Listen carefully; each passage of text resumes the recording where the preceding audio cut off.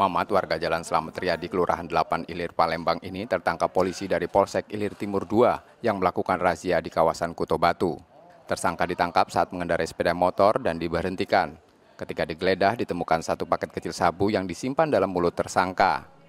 Pada polisi, tersangka mengaku baru membeli sabu dari salah satu pengedar di kawasan itu dan akan dikonsumsi sendiri. Satu paket, ya, anggarannya 140.000. Paket ini 140.000. Ya, jenisnya jenis sabu-sabu itu amfetamin.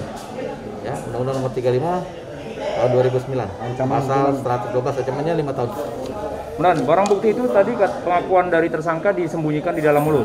Iya. Seperti apa itu, Bang? Ya, ini di mulut supaya dia mengelabui petugas. Ya, petugas kan lagi hunting. Lagi raja. Ya, petugas kan sudah diperiksa semua. Setelah digeledah. Ya, digeledah. Nah, coba yang sudah biasanya ada di badan. Ada di mulut. Ada di mulut. Jadi tersangka saat ini masih diperiksa dan ditahan di tahanan Polsek Ilir Timur 2 Palembang untuk proses hukumnya. Reski Oktora, Muklas Diferensial, Kompas TV Palembang, Sumatera Selatan.